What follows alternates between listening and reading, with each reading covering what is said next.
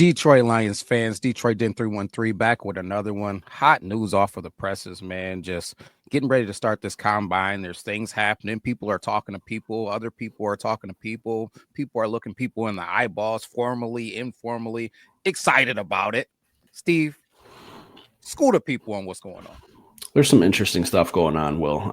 The combine has officially started. It started earlier in the week, but today you're going to start seeing some workouts. All right, you're going to start seeing some people running their 40s, doing their bench press, doing their shuttles, all that stuff. But the Detroit Lions have already had some meetings while at the combine. All right, here's a list of the names that are confirmed visits for the Detroit Lions. I'll leave it up for a second so you guys can read through it, poke through, see what you want to see who you're looking for. But I think that there's some interesting names on here. All right, without even mentioning names, I can just look at this list and see Brad Holmes watches Detroit 10-313, Will, first and foremost, okay? Because there's already, I'll put it up again, there's already some names on there that we've already talked, whether officially we've really dove into or we've kind of just mentioned and glanced over, but there's some names on here. And if you notice, Will, every single player on this list is on the defensive side of the football. All right. Mm-hmm. Does that intrigue you at all? It's still early. It's still early, but it's to be expected, man. I don't know what we need offensively, to be honest. I said that before this thing even started. Like, where do you add to this thing? Depth at the O line. I don't know where else you're really gonna look. Set at tight end, set at the receiver spots, set at the running back spots. Quarterback spot is locked in.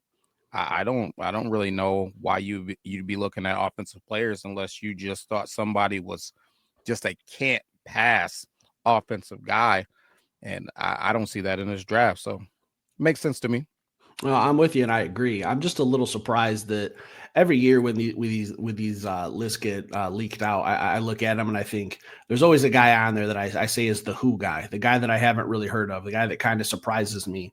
Nobody on this list surprises me, so I guess I'm surprised by not being surprised, if that makes any sense. Like I was expecting like a random wide receiver from like, I don't know, Kansas State or something to be on there. Someone that I have to look up and do a little research and see why is Brad Holmes or whoever the GM is at the time looking into this. But defensive side of the ball, I love it. That's what we've been about all off season. I don't even think we've talked an offensive player, if I'm being honest. So I'm with you that I don't think we need much offense, but I'm a little surprised that there wasn't that random guy on there. But when I put up that list, is there anyone who really sticks out to you that interests you the most? Um, I feel like that's kind of a loaded question when I look at the list, man. The people at the top of the list obviously are guys that we've talked about, so they obviously stick out, and I'm excited about them. So if you go from Josiah Stewart all the way on up, so Josiah Stewart, Jack Sawyer, Nick Scorton, Mike Green, those are all guys that excite me, man. Those are all guys that interest me. Then for me, it would be going a little bit further down the list to more towards the bottom to Jahad Campbell. That's somebody that we haven't talked about yet formally on the show, but it's somebody that I think both of us are very excited about. Both of us are interested to see how he tests, how he pans out. He's a guy that I definitely am excited that the Detroit Lions are seeing what we've been seeing and what we talked about kind of off air when it comes to him. And then Kenneth Grant and Barrett Campbell are some other guys that excite me. But I do want to say something about this list, and it's a lot different than lists past, in my opinion.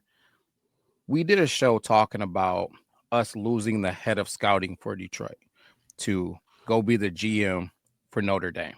All right, and we talked about like GM of Notre Dame. What are they doing It there? doesn't What's make going on? sense. Just the Yeah, name what's alone going on? doesn't make Right. sense. But we talked about that, and some people said it wasn't a big deal. Some people said it was a big deal. I told you that I had some concerns about it just because when you lose somebody like that at this juncture, when we're really in the meat of potatoes, I know there's preparation. There's preparation. There's getting guys, a list of guys that you like and that you want to dig into. But as I go through this list, man, when I got the list earlier, I immediately started doing heavier digging on some of these guys outside of the just breeze throughs that I remember from watching games. Maybe I seen their name somewhere. Maybe I saw a play here, a play there. And there's some guys on this list that I just flat out watched the game film and didn't like. Now, I'm minutes into these guys. By minutes, I'm saying like probably between 15 to an hour of time looking at these guys. So it's not like I've spent a good part of a day like I normally do watching film and digging and looking for stories and backgrounds and stuff like that. I haven't got to that spot yet, but there's a good number of these guys that I looked at and I was kind of like, ugh, like I don't even. I'm a little bit confused at where we're going or what we're doing.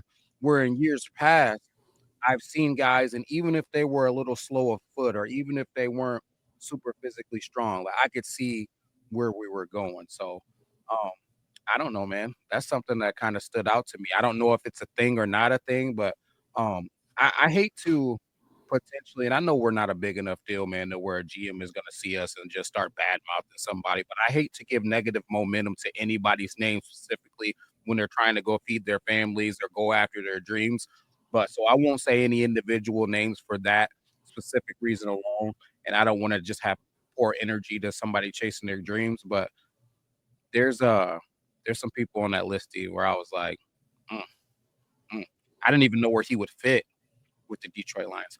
I don't know where this dude is going to get. Is this a 6th round pick that we're hoping takes out? Uh, is this like a special teamer or something? I'm just not seeing the vision with a couple of these guys. But maybe it's Coach Campbell playing a ruse. Maybe the top half of this list is, the guys that he really wants to take a look at.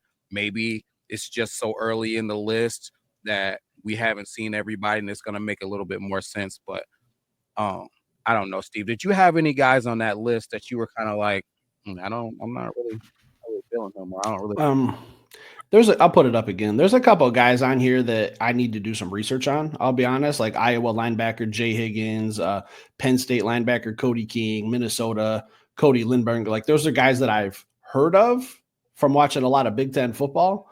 But it's some guys that I need to do a little bit more homework on. But it doesn't surprise me. I need to see their film. I need to see what they're about, and then I'll put together my own opinions about them. But if Brad Holmes has them on the list, I'm assuming that these are first 3 round types guys. Like not everyone's going to be a first rounder on that list, if that makes any sense. So I haven't done a lot of homework on those people, but I plan on diving in here probably tomorrow and starting to do a little bit more research on the guys that I'm a little bit more unfamiliar with. Yeah, I looked at everybody on the list, man. Just as I was had a little bit of time before my daughter's game today, and then just throughout the day, just poking around and looking at guys. And I don't know if everybody in this list is going in the top 3 rounds.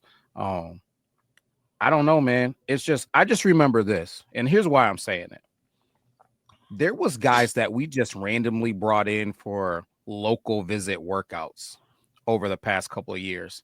And I've pulled up their tape and been like, "Ooh, okay, he can thump or he can do this." Or man, ooh, okay. All right, I see what we're doing. Probably not fast enough to get it done and be a starter, but I could see this guy contributing somewhere, a special teamer, or maybe developing into something. I see the vision.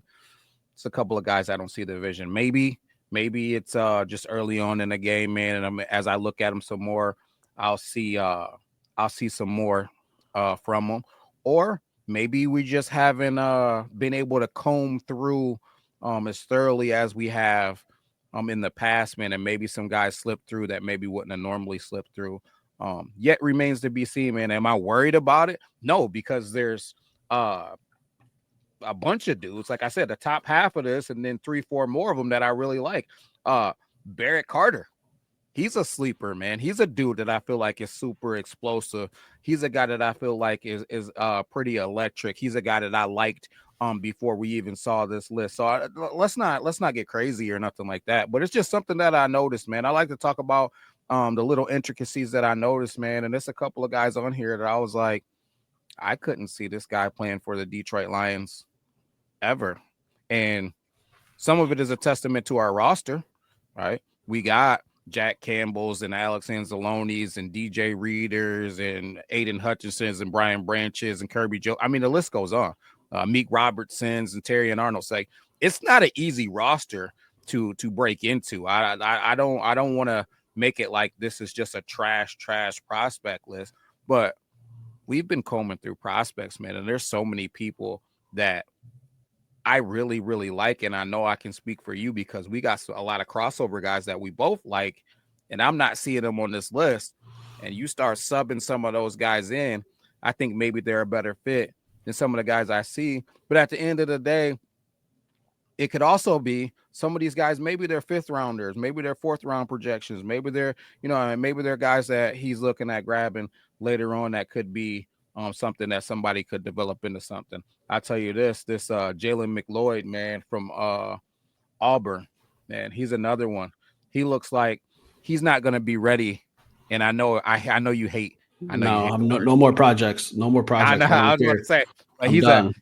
he would be a guy that he would take a little bit of time to develop, man. And depending on when we got him, if you said it was a fourth or fifth round pick, I can't even remember exactly what our pick situation is, but out on the back half of it. But if he was a later round guy and we grabbed him, he's a guy that shows some flashes of doing some cool things. So I don't know, man. Most of them I see what's going on. There's a handful of them that I'm kind of like, ooh, I don't know. Either I just don't like their game or I don't see the fit for the Detroit Lions, but they're going to be people added to this list and we're going to be right on the edge of our seat. So like I said, nothing to panic about, guys. I don't think I'm taking it to the extreme. It's just something I noticed. I'm starting to think that Will is maybe just a Clemson Tigers fan, or I think every year you fall in love with someone from the Clemson Tigers. Will, is there some? Are you secretly naming your next son Dabo Sweeney by chance, or is that like a Listen, name for your next son possibly if that ever happens? Because it was Isaiah Simmons. Last year it was Ruka Roa. Now it's Barrett Carter. I'm starting to think Will is either a Texas A&M fan or hey, a Clemson Tigers fan. Because do you even bleed blue anymore? Or not even going listen, to mention Isaiah Stewart's name being listen, on Josiah Stewart on that list? Just nothing for him, huh? listen. Listen, I already mentioned Josiah Stewart at the beginning of this thing. You know, I'm absolutely in love with Josiah Stewart. So, uh, and Kenneth Grant, that's another one. Did you see what Kenneth Grant said that he's going to run in the 40? He said he wants to run a 4.8, and I was also going to mention it. It's kind of, I don't love that. I read a report that he dropped like almost 25 pounds or something for the combine. I get it. You got to put on a good show. You want to run fast. You want to do everything fast. But I know that he's not going to be walking around in a Detroit Lions uniform at 322 pounds. But I don't want him to be. I want him to be somewhere little. I want him to be close to his body, what his playing weight's going to be. So if he runs a 4.8, that's great. But I'm not going to get overly excited because I read, the report that he dropped almost 25 pounds to get down so that he could run that. So I don't think that's going to be his everyday speed. So I don't want people to get that clouded in their minds. If he runs even a 4.7 or something crazy, like a 4.8 still respectable for a man his size. So I just want to put that out there into the world too, that's probably not going to be the weight he's running at full time when he's in the NFL. Steve, let me tell you something. A 300-pound man running for anything. It's impressive. Yeah, it is very impressive. So whether he's 340 or he's 325, if he runs a 4.8, I'm interested. I think he might get bumped into the top 15 if he runs a 4.8. Yeah, I don't know, man. I think he'll get bumped up, man. But it's only, like we said, there's going to be some shuffling around, but there's only so many positions. Some of these edge rushers are going to perform well. Teams need offensive players. There's some that are going to perform well. Some of these old linemen are going to perform well. Some of these quarterbacks are going to perform well. Or let's just say that Cam Ward and Shedeur Sanders are going somewhere in the top half of the draft. There's only so many. Yeah, there's only so many picks, man. So listen, some things are gonna have to make sense, and somebody's gonna have to slide. It's the exact same thing that we talked about last year. It's gotta be the Jelon Walkers. It's gotta be the Mikael Williams. It's gotta be the Mike Greens, the Nick Scortons, the Shamar Stewarts.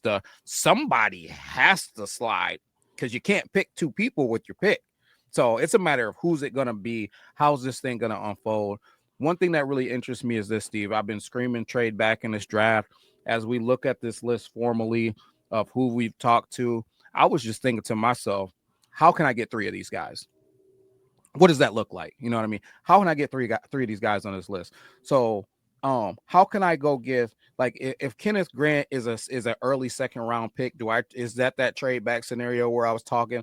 Now next thing you know, I'm getting maybe Josiah Stewart, Kenneth Grant, and maybe a Jack Sawyer type situation or something like that. I know it may seem far fetched, but is it really as far fetched? Or a Jahad Campbell in that mix, right? Because linebackers typically don't go in the front half of the draft. That's more of a second round situation most of the time. So, how can I get 3 of these guys?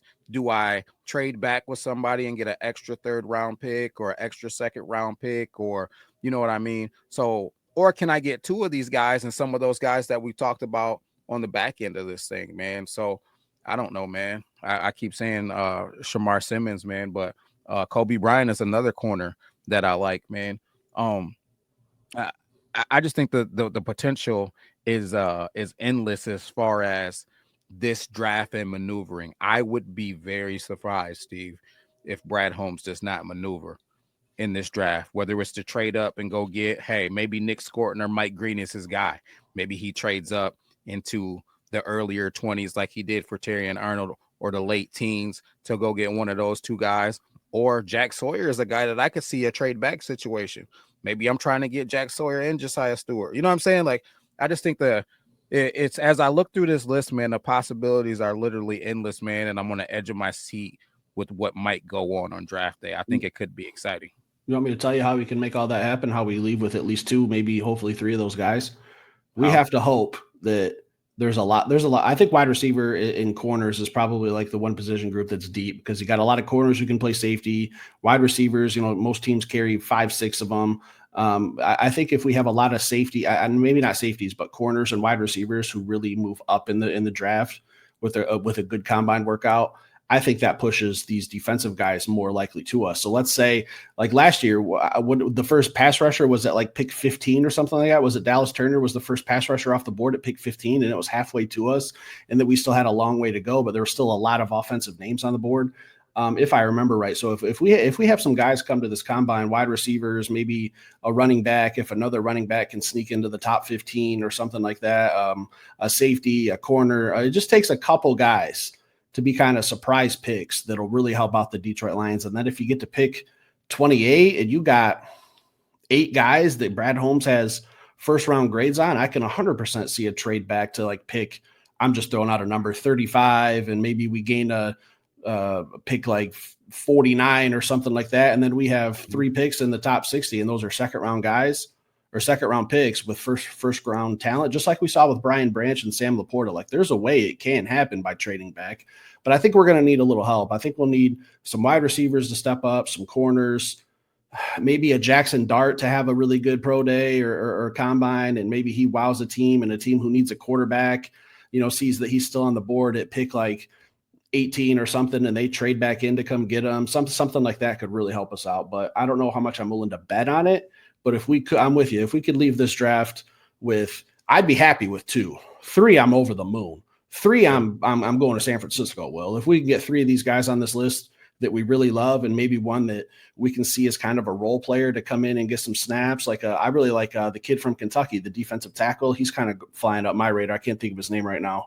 I had it earlier, but Walker. Yeah, Devon Walker, I think his name is. If we can leave with 3 people, Will, I'm over the moon. 2, I'm like, hey, we nailed this draft. Now it's just build some depth, get an offensive lineman, get a second tight end, a third wide receiver. I don't care. Your first 2 picks, I think this year are crucial. So if we can get 3 picks in the top 60, thoughts and prayers. I think there's a potential for it to happen, man, just because there's guys floating around. And I'm not saying that this is going to happen. I'm just saying that the potential is there. There's guys floating around that building, like Hendon Hooker, right? And I'm not saying I want Hendon Hooker gone or anything along those lines. If you listen to what Brad Holmes said just the other day, he said, drafting quarterbacks is about understanding quarterbacks and understanding the totality of what they are. Hendon Hooker, when he got picked up by Virginia Tech, or not picked up, when he got a scholarship to the Virginia Tech, I should say, it took him a little bit of a time to catch on, right? And that's what we're seeing here for the Detroit Lions. He's not a plug and play type of guy. It's taken him some time to develop. So are we going to continue on a developmental process, or do we get an offer that we can't refuse? Aaron Glenn was on a podcast, the Pivot podcast, talking to Ryan Clark and those guys. and he talked about a story when he was with Bill Parcells, and he it was going around that he wasn't the type of corner that Bill Parcells typically liked. So him being a young, silly kid at the time marched his way into Coach Parcells' office and said, "Hey man, I heard you're talking about trading me." And Coach Parcells, the savvy veteran coach that he was, said, "Hey young man, shut that door. Let me tell you something. If I get an offer that's good enough for you, you're gone." Right? At period. Right. And that's just the business of the NFL. So there's always an offer, man, out there that really could get anybody out of the building for the most part. So when I think about that, if a guy like Coach Glenn believes in Hendon Hooker, then we could see an offer that's unbelievable on the table. By unbelievable, something that makes sense. I'm not talking about first round draft picks or whatever, but maybe you see, hey, I've watched this dude every day for the past couple seasons. I think that he has the juice. Maybe I get a veteran quarterback to get us through this season, and then he steps in next year, whatever the case may be. Coach Glenn knows him, very, very deeply. So I think we could see something like that. And now you got an extra pick. So if you trade back, get that extra pick, now maybe you got 3 of these guys, man. You know what I'm saying? There's other players on this roster, on this deep, deep roster that we have, man, that maybe we could utilize to get a pick. And there's just other ways that we can go about it too. If we start maybe swapping around some future picks, because we believe now is the time for us. So maybe you give pick 32 next year to get, pick 34 this year, you know what I mean, or whatever. That's another thing that may be getting entertained, man. So there's just a lot of things out there. I think there's a path, if a way. Brad has shown that if he's got his mind made up on something, he goes out and makes it happen. I think that we see movement in this draft, man. I would be very surprised if we didn't. Just the way that these players are falling and looking, the combine will tell us a little bit more. But I'm very, very, very excited. And I like to hear what people are thinking. Where they sitting on it? Do they think that we're going to see some movement? Do they think it's just going to be us picking at our selected spots? Is Hendon Hooker locked for life, man? Because I know we got some diehard Hendon Hooker fans, and I'm going to apologize to you guys in advance for mentioning his name. I know you guys are going to come for me and tell me that I'm a horrible person, because Hendon Hooker is going to be starting for the next 10 years after Jared Goff retires. So I don't know. We'll see. Yeah, there's more than one way to get there, obviously, but I'm with you. We get three picks in the top 60, and Brad Holmes nails some defensive picks. Our defense is going to be dominant. All right, Kelvin Shepard taking over, some young coaches trying to prove themselves, some players coming back from injury who are pissed off at how that season went and how they couldn't be out there to help, some young, hungry rookies ready to prove themselves. I'm excited for it. I'll just say this, my final thing, I'm most excited about Jihad Campbell. There's a reason we haven't spotlighted him, in my opinion, is because I've been waiting to see what he does at the combine. And I know his tape is good. I know he's versatile. He's a former defensive end converted to a linebacker, so he's athletic, plays positionless football like we talk about here, athleticism, and can play multiple positions. I think that's probably the most interesting name on the list for me, but there's a lot of names I like. I kind of want to see Mike Green have a shitty combine because I really like him. I haven't really attached myself to anyone yet that I love. Usually I dive right into bed with one of these players and I'm ready to go and draft them on day one, but I've kind of sat back this year and I'm kind of a little bit more open-minded. I want waves of pass rushers. So I love the idea of getting 3 of these guys. However we can do that helps this team, and we'll just be unstoppable. Quarterbacks will be running for their lives. We'll be covering good. We'll have our defense would be just an absolute problem. So I'm excited, and I'm excited about this episode because I don't really care too much about the workouts. The workouts for me is mostly just kind of validating what we see on the film. These interviews are more important. And I think it was Kenneth Grant that said in one of the interviews after he was interviewed on like a question. Yeah, he was interviewed by the Lions, and he said that they ran me through it. They tested me. They put me. They put me to work. And if you guys have watched the Hard Knocks last year offseason with the New York Giants, you kind of got a taste with it. I think Brian Daboll was really grilling Jaden Daniels before he got drafted and having him write plays on the playboard and memorizing plays. And then they talk about something for 20 minutes. And then he'd go, "Hey, what was that play I had you drop 20 minutes ago? Do you still remember that?" Like, that's the kind of stuff I like. That's the kind of stuff I wish we could see, but we don't. We might get a small clip of it here or there after draft day if we land one of these guys. But I think that these interviews are far more important than the workouts. Hey, Steve, man, listen, man. I think we're well on our way. In a few more years, we'll be in that room. No worries. But last question. Last question. Obviously, guys, I'm joking. But if they call us, we're there. Yeah. Um, 2 weeks notice oh, right now. yeah, yeah, absolutely. Last question, man, and we can get the heck out of here. As you look through this list, throw it up one more time if you don't mind. As you look through this list, does it surprise you? I know it's all defense, but with it being all defense, there is not a cornerback on that list. There's not a quarterback on that list. So does it surprise you being we lost or not lost, but Carlton Davis is a free agent? We went through the secondary attrition that we went through last year with individuals getting hurt. Does it surprise you that we have not interviewed a corner yet formally? Does it surprise me? On a scale of 1 to 10, maybe like a 3. What it tells me is that Brad Holmes might prioritize bringing back Carlton Davis or another corner in free agency and maybe drafting one later, because there's going to be more names that get interviewed. There's going to be more pro days. There's going to be more local pro days. There's going to be a lot of things. This is just the tip of the iceberg. So I am a little surprised, but it kind of tells me that Brad has a plan for the cornerback position. I think it's either to, 1, bring back Carlton Davis, or 2, there's some free agents who he really thinks he can get his hands on. I've seen a couple names leaked out there that we might have to dive into later, depending on what happens. But great question. And yeah, I did notice that there was no corners. It's all linebackers and D linemen. So trenches, that front seven is the most important thing. So I love this list for that reason alone. Are you surprised? I was surprised not to see any corners yet, man. But I agree with you, man. I think that and I want to drop a couple of names, man, but I won't, because you already said like we'll probably make it into an episode. But there's a couple of guys that I really like that I've heard the Detroit Lions being connected to in free agency. Obviously, Carlton Davis is one of them, but there's a couple other guys. Unfortunately, I will give you guys this.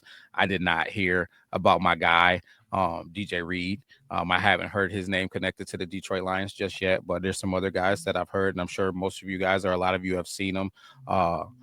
Seen the rumors that have came out about guys who potentially could be Detroit Lions from the secondary position. So, man, maybe that's what we're looking at. Maybe we're looking at Carlton Davis or one other guy, and then it's Terry Giannis, and it's Rake Strauss, Brian Branch, who can be versatile and play the nickel or go back in the secondary, man. Just hate to throw the strays out there, man, but we got to do better than that one guy that we're always bashing. I won't even drop his name, but I really don't want to see that guy back in our secondary playing meaningful minutes starting at corner. I will say that. Say his name. No, I won't. Does it rhyme with Bindle Mildor? You got it. All right. Anything else for tonight?